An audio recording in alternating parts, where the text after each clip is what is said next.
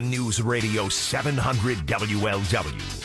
So one of the things that Donald Trump did during his campaign was partner with RFK Jr. RFK Jr., son of a legend in the Democrat Party. His father was Attorney General, murdered when he ran for president back in 1968. His uncle was JFK, murdered, of course, in Dallas. We know the lineage, I think, fairly well. RFK has always been somebody that has been out there, and not necessarily somebody that was a solid centrist figure in the Kennedy family. He always marched to the beat of a different drummer. But one thing he was and is sincere about is the fact that a lot of the food that you and I eat is absolutely horrid for us. We probably had some yesterday. But a lot of it is bad just by design, with food dyes and fats and how it's consumed and on and on and on it goes. But during the campaign, RFK, who fancies himself as a candidate, then realized he was not going to get elected, dropped out, partnered with Trump. Trump promised him a spot on, in the cabinet when and if he was elected. And so now RFK Jr. is going to run Health and Human Services. And he's going to, quote, make America healthy again. But how is he going to do it? Because one of the biggest lobby groups in Washington, D.C. is the food industry. And the fast food industry is part of that food industry, and it's a very difficult mountain to climb. And there's only 4 years to climb it. So how is he going to make America healthy again? How is he going to get us off high fructose corn syrup, for example, or the stuff that McDonald's makes its French fries in, which is not good, or food dyes that cereals use? I mean, how's he going to actually accomplish that? Or is it just basically a bunch of words? Standing by is somebody who is hoping that RFK can accomplish this. Dr. Matt Chalmers is a healthy living expert.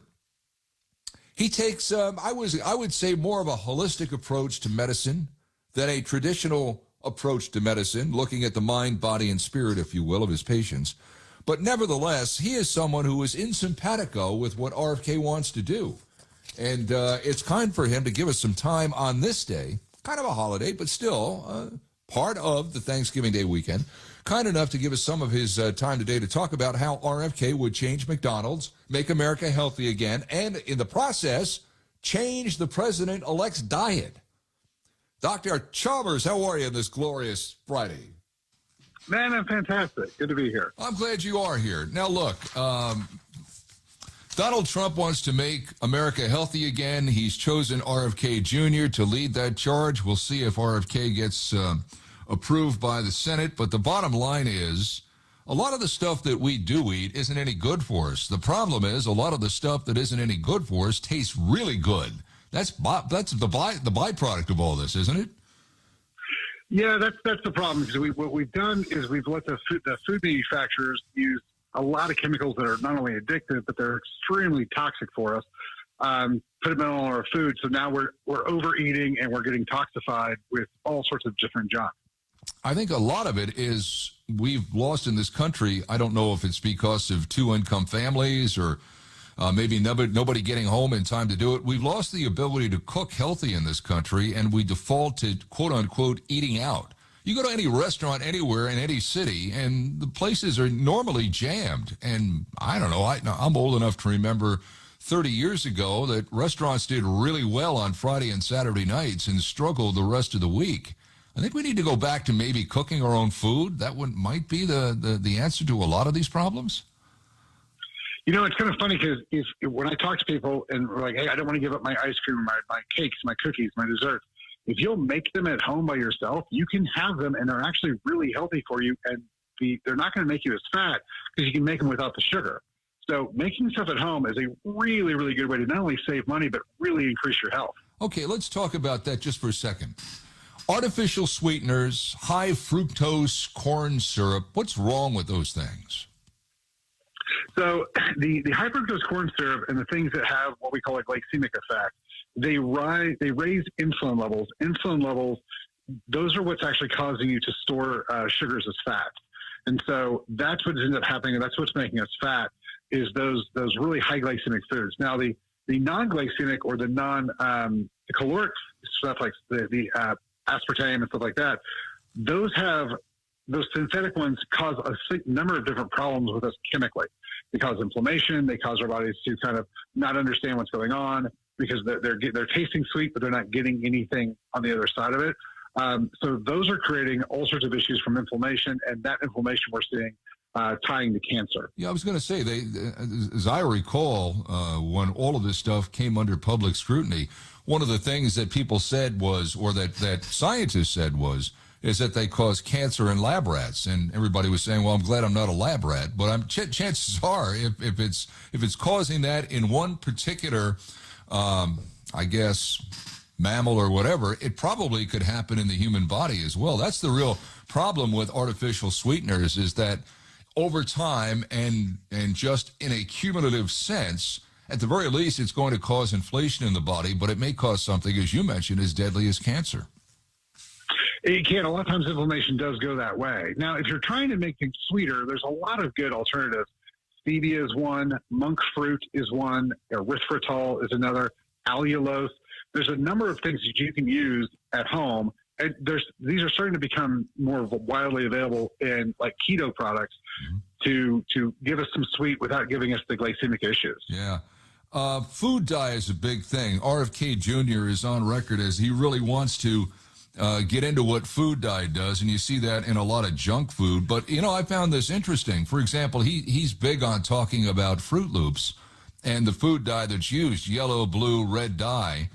But he said the exact same product by Kellogg's is manufactured in Canada, where, I don't know, they must have stricter enforcement of their drug laws up there. But whatever, Kellogg's can make Fruit Loops without all those colors in Canada. Well, then, if they can, it's not like it's going to be any big hurdle for Kellogg's to jump over to make the same thing here in the United States. So what do we like the way things look as well as the way things taste? Is that what these food dyes are all about? Well, the funny thing is that there's a lot of actual natural dyes that people can use to maintain the same colors. What they're actually doing is they've recognized that a lot of these dyes are what we call excitotoxic. And so what ends up happening is that they get you kind of hooked on consuming more than you normally would. And so what ends up happening is people eat more of the products, so they have to buy more of the product more often. And so that's where a lot of the problem comes in. So we can color these things with better chemicals, made from fruits and things like that, than we're using right now. And the other problem is that these excitotoxins are really bad for things like ADD, ADHD, and behavioral issues. Well, wait a minute now. So we could, again, to go back to Fruit Loops, Kellogg's could make those different colors if they chose not to use the cheaper way to do it. Is that what you're saying? That's exactly what I'm saying. And there's a lot of ways, like Europe has a bunch of stricter laws than we do. And like you said, they're already making these foods for these other countries. We have the loosest laws here in the United States. If we just said, hey, we're going to tighten down and do the same thing you're already making for all the other countries, it would radically increase our health. And it shouldn't really change that much of any cost structure or eliminate any of the foods we're already eating. President Trump is, well known for his affinity for McDonald's. And, again, not to just pick on one particular fast food chain, but RFK Jr. is saying that the problem with, for example, fries is they're far too salty, and they're made with seed oils like canola, soybean, something called hydrogenated soybean oil. I mean, I don't. What is that stuff? I know what canola oil is, but what's soybean and hydrogenated soybean oil? I always thought soy was good for you, that it was better than milk products, but apparently in oils or not. What am I missing here? So a lot of these oils are high in what's called omega-6. So we want the omega-3s. Omega-3s are good. The omega-6s are pro-inflammatory, and so that creates some issues with the liver. The other thing is that your body, imagine how many sunflower seeds you'd have to crush to get 2 tablespoons of oil. It's tens of thousands.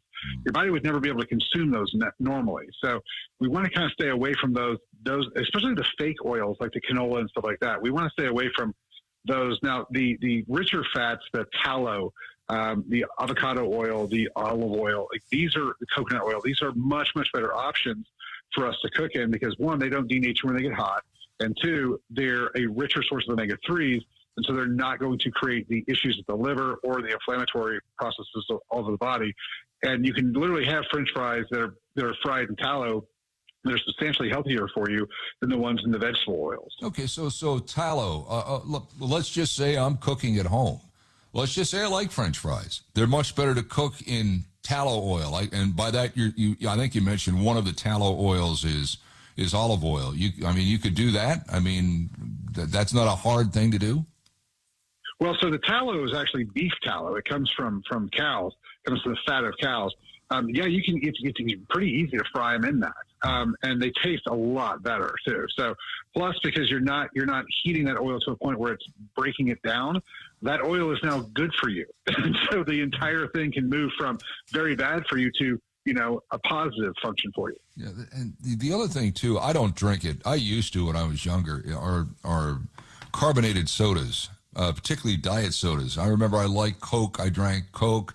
Coke had a lot of calories in it, so I went to Diet Coke. This is many, many years ago. I haven't really and truly, I can't remember the last time I had a carbonated beverage, but we had talked earlier here just a few minutes ago about aspartame, the stuff that's in Diet Coke. And RFK said that it's not unlike the chemical makeup of some of the things you find in Roundup. I mean, is that a stretch or is that true? It's not a huge stretch. Glyphosate is what we find in Roundup, and glyphosate is very toxic to the gut. There's a lot of people that is actually the cause of their gluten sensitivity because there's so much glyphosate on everything. So it's not a huge stretch to say. There's a little bit, it's closer a little bit to formaldehyde, but there's a bunch of bad things that go on with these artificial sweeteners. Yeah.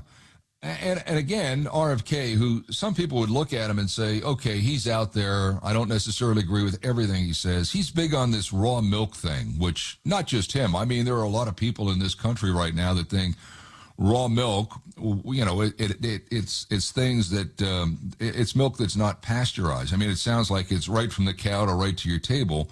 And, I can imagine what some of the germs might be. People say maybe Listeria, maybe E. coli. I don't know. But what of raw milk as opposed to the kind you go to the grocery store and it's homogenized and pasteurized?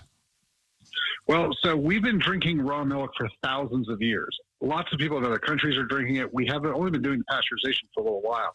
The pasteurization actually damages the proteins that are in the milk. And so that creates a problem. The homogenation chemically alters it. You've heard the expression, cream always rises to the top. Uh-huh. Well, we've chemically altered this milk so that will never happen again. That also damages the milk. And when we pasteurize it, that bacteria that's dying, that's your probiotic. And so that's a major problem because one of the biggest issues we have with depression, weight gain, all sorts of issues within the body is we have lost our gut flora. Your gut flora makes all your serotonin. And so if we don't feed it, it's not going to be able to be there. And so adding these probiotics in, like raw milk, is a great way to go back to restoring the way your body is designed to function. But I mean, if you're going to buy raw milk, I mean, its shelf life can't be very long, right? Even if you put it in a refrigerator, it can't be good for more than a couple of days, right? It's roughly the same as milk that's been pasteurized. You can get it and drink it. Those people are going to go through a gallon or a half gallon of raw milk faster than it's going to go back. That is typically what we're seeing. What does it taste like? It tastes like really, really good milk. So it tastes like like a creamier milk. The ones I've had have all been whole milk, and they're really, really good. We've had them on farms, and they're delicious. We've never had any issues with them. Never had any health issues with any of the patients who've done it. It's a really, really thick, creamy, real satisfying milk. Dr. Matt Chalmers is with us, healthy living expert, and you can find him at chalmerswellness.com. That's CHALMERS wellness.com, all one word. You know how things work in this country. When somebody comes along and pushes back against a very big lobby group, they normally have problems. This is going to be a fight that RFK Jr. will have on his hands if indeed he is confirmed by the Senate.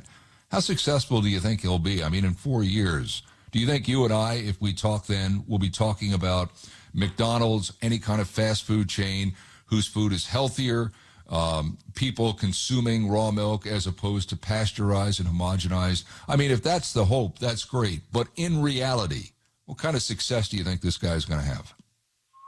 I think he's got a really good shot. Like, the thing that people don't know is he's not just some like guy who's been screaming about this. He's one of the best trial lawyers at this. Like, he's beaten Monsanto. He's beaten a lot of these guys already. In the past 20 years, he's taken a giant step forward. And the nice thing is that now he's going to be able to come out, if he gets to this position, and he's going to be able to bring the research and bring the facts out and say, here's the research. We need this change. And I think that he'll have a substantial amount of impact on the whole health culture. Yeah. I think it's going to be a phenomenal option. Somebody once told me, if you've got to look on the label to see what's in the product, it's probably not a good thing to buy. Did you ever hear that? Yeah, the biggest one is, if you can't pronounce the words that are in the ingredient list, you shouldn't eat it.